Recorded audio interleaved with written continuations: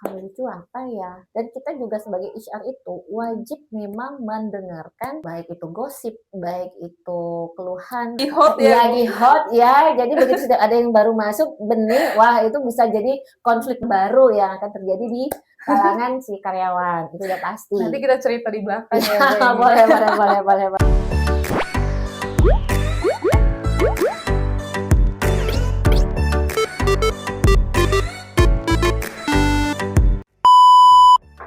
Oh guys, jadi di video kali ini aku bakal mau wawancarai Ibu Putri yang di sebelah aku. Halo. Boleh Ibu langsung aja perkenalkan diri Ibu. Ya, perkenalkan, nama saya Putri. Saya sudah bekerja di Capital Group selama 25 tahun.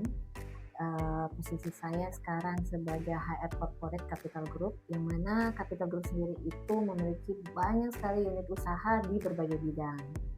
Nah, hari ini saya kedatangan salah satu mahasiswi ya dari Unri yang sebelumnya pernah magang di sini. Sudah lama ketemu ya. Iya Ibu. Ya, semakin cantik dan semoga Aduh. sukses ke depannya. Amin. Nah, ini kira-kira amin. apa ini maksud dan tujuannya berkunjung ke kantor saya? Oke Ibu. Silakan Jadi di jelaskan. sini saya Debbie, mahasiswa Unpri semester 7. Ada tugas dari Ibu Winda, tugas komunikasi bisnis. Tugasnya itu mau mewawancarai karyawan yang sudah berpengalaman bekerja. Oh, berarti saya lah ya salah satunya ya. Oke. Apa ini yang mau ditanyakan ke saya? Boleh lebih tahu Ibu spesifik pekerjaan Ibu sehari-hari gimana di sini? Oke. Karena kita punya 42 unit usaha, yang mana masing-masing perusahaan itu pasti kan sudah punya HR masing-masing ya. Seperti kita tahu, HR itu salah satu divisi yang cukup penting dalam suatu perusahaan, yang mana dia itu berperan serta untuk pengembangan, untuk mengontrol yang human, istilahnya yang seluruh karyawan. Nah, jadi apa sih tugas corporate-nya? Nah, saya itu di sini menyelesaikan permasalahan yang tidak bisa diselesaikan. Contoh, misalnya di salah satu contoh ada di Dehil atau Hilpa atau Grand Mutiara atau sosial macam. Misalnya mereka ada permasalahan nih yang nggak bisa mereka selesaikan, mereka akan konfirmasi dan koordinasi, Bu, kami ada masalah ini, tolong bantu kami, nanti yang saya selesaikan. Satu. Yang kedua, saya merangkap seperti PR Capital Group, yang mana membawa nama Capital Group misalnya untuk ke dinas-dinas, ke instansi-instansi, atau ke acara-acara nasional dan lain-lainnya gitu. Jadi karena kan kalau bawa nama Capital berarti untuk seluruh unit, bukan per unit. Berarti seluruhnya gitu ya Ibu? Iya, membawa namanya Capital Group. Kalau misalnya saya ada di satu unit, saya bawanya atas nama PT. Tapi ini kan saya membawanya kalau misalnya keluar itu, kalau ke hubungan eksternal bawanya atas nama Capital Group. Kalau boleh tahu apa aja tuh Bu Capital Group? Banyak, salah satu Podomoro, Medan Mall, Regal Convention, JCT, ada The Hill Park, Grand Mutiara, dan banyak sekali lagi. Ada juga perkebunan, ada PKS, ada pabrik. Banyak ya guys. Banyak sekali untuk unit usaha dari Capital Group sendiri. Apa yang paling Ibu nikmati di pekerjaan ini? Pertama, human. Nah, human itu unik ya. Setiap individu itu berbeda, itu yang paling keren. Terus permasalahan-permasalahan yang ada itu semakin kemarin semakin menantang. Jadi saya juga di sini harus banyak berkembang juga. Jadi saya nggak bisa puas dengan posisi saya sekarang, pengalaman saya. Jadi saya harus belajar. Nah, yang kedua, pada saat kita melakukan hubungan eksternal, nah ternyata di luar itu banyak sekali ilmu-ilmu baru. Terus dunia usaha itu sangat banyak sekali. Jadi misalnya saya punya case nih, permasalahan saya yang saya nggak tahu nih penyelesaian bagaimana. Nah, saya coba cari teman-teman dari luar untuk diskusi, dan itu akan menjadi insight baru sama saya. Pengalaman baru, ternyata penyelesaian masalah ini ada cara terbaru gitu. Itu sih. Lebih ke situ ya Ibu ya? Iya, tantangannya karena human itu lebih menarik daripada dengan sistem ya. Kalau ada pengalaman lucu nggak sih Bu kira-kira di sepanjang kerja ini? Banyak ya, banyak sekali. Yang lucu, yang haru, yang menggemaskan, yang mengesalkan pasti ada ya. Setiap hari itu unik ya gitu. Jadi kalau di saya sistemnya pekerjaan itu akan setiap hari datang gitu kan. Jadi hari ini kita selesaikan, pasti besok ada hal baru lagi yang lucu-lucu gitu. Kalau lucu apa ya? Ya lucu kalau misalnya case-case kecil sebenarnya kok jadi besar, padahal masalah cuma sepele. Misalnya salah paham atau dia salah cara penyampaian. Kadang-kadang kan biasa ya, namanya human, manusia ini ada yang sensitif, ada yang cemburu, ada mungkin yang rupanya suami istri di sini gara-gara ada satu orang staf baru yang cakep, dah itu berantem. Nah itu banyak gitu Banyak kan. ya kayak Oh gitu. ada kejadiannya.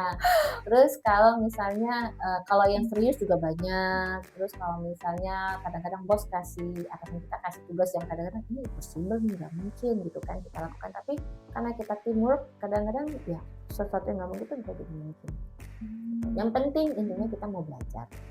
Yang lucunya tadi yang cemburu tadi ya. Iya banyak. Terus gosip-gosip ya banyak gosip. tetap ya di sini antena kita walaupun tetap di head office tetap antena tetap ada, tetap bisa gitu tahu ya. di mana-mana. Dan kita juga sebagai HR itu wajib memang mendengarkan baik itu gosip, baik itu keluhan apapun itu kita harus kita dengarkan. Karena apa? Karena kadang-kadang informasi itu perlu untuk menyelesaikan masalah-masalah yang ada di perusahaan.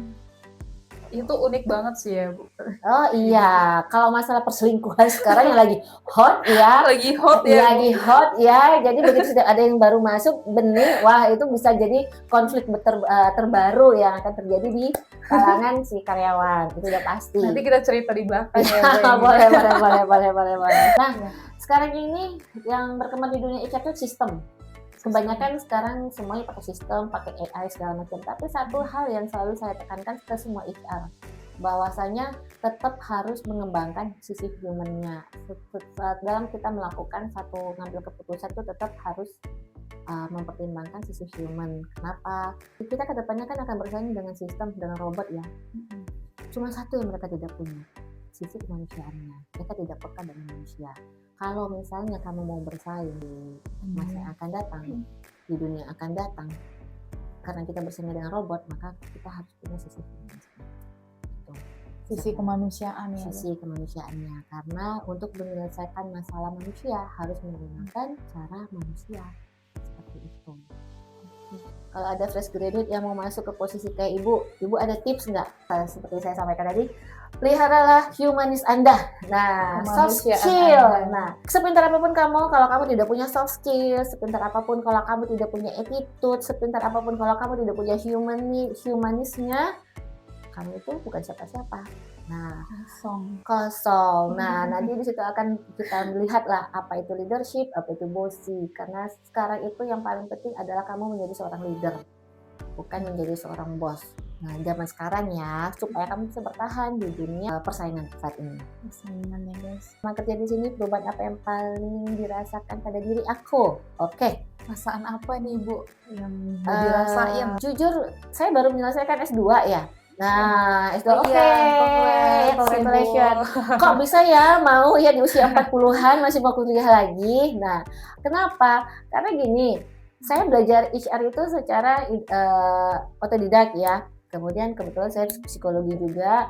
Nah, kenapa saya kuliah lagi? Karena saya ingin mengetahui apakah yang sudah saya terapkan, manajemen ataupun berbagai peraturan yang sudah saya terapkan sebagai seorang HR itu sesuai dengan teori enggak gitu. Dan ternyata sejauh ini 99% itu ternyata yang sudah saya jalankan sesuai dengan teori. Cuma dulu saya nggak tahu ini bawahnya nggak ada teori.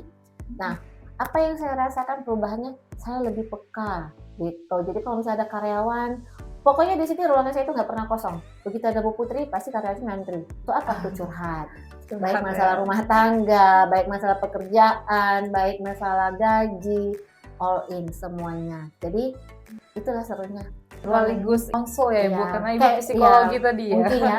Kayaknya besok-besok saya mau buat tarif di sini 25.000 per jamnya kan, supaya dapat sampingan. Oh iya juga ya. Bagaimana suasana kerja di sini dan budaya kerja di sini? Kekeluargaan sudah pasti, makanya saya betah ya 25 tahun ya. Gitu. 25 tahun ya berarti di Kapitalnya? Ya, saya masuk di sini dari usia 19 tahun. Wow, lebih lama. Nah ya, lebih lama bekerja di dalam Kapitalnya daripada saya berada di luar Kapitalnya, kan gitu ya.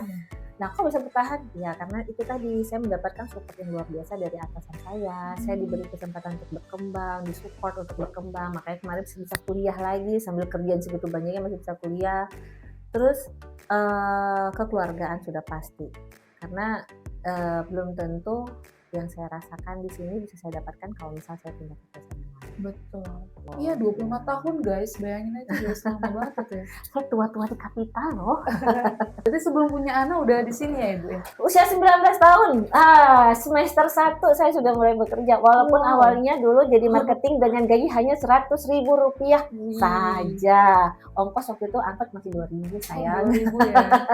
Iya, gaji pertama 186.000, udah senengnya luar biasa ya. Apa harapan kakak ke depannya untuk karir atau posisi ini? Oh, untuk karir saya pengen pensiun dini. Nah, saya pengen Pensiun pensiun dini. dini. Berarti udah terkumpul ya nih ya Bu? Pensiun dini itu dalam arti saya ya maunya mandiri ya, dengan pengalaman saya mungkin saya menjadi konsultan, mungkin menjadi dosen, mungkin lebih ke praktisi. Karena apa? Ya kalau kita itu sukses itu kalau kita sudah berdiri sendiri. Kalau sekarang kan masih difasilitasi ya sama perusahaannya, ada ruangannya, ada dapat gaji, dapat staff, dapat segala macam. Nah, kalau misalnya saya sudah mandiri, saya belajar menggaji, saya belajar membuat manajemen sendiri dan lainnya. Inilah cita-cita saya. Tadinya niatnya sih di usia 45 tahun, berarti setahun lagi. Mudah-mudahan didengar yang di atas, diaminkan sama semuanya, saya bisa mandiri, bikin suatu perusahaan sendiri, sehingga teman-teman yang memang punya potensi bisa bekerja sama dengan saya. Guys, mungkin segitu aja wawancara kali ini. Kalau untuk info lebih lanjut, video selanjutnya aja ya. Oke, bye-bye. Terima kasih ya Ibu untuk waktunya. Sama-sama. Sarangi. Salam.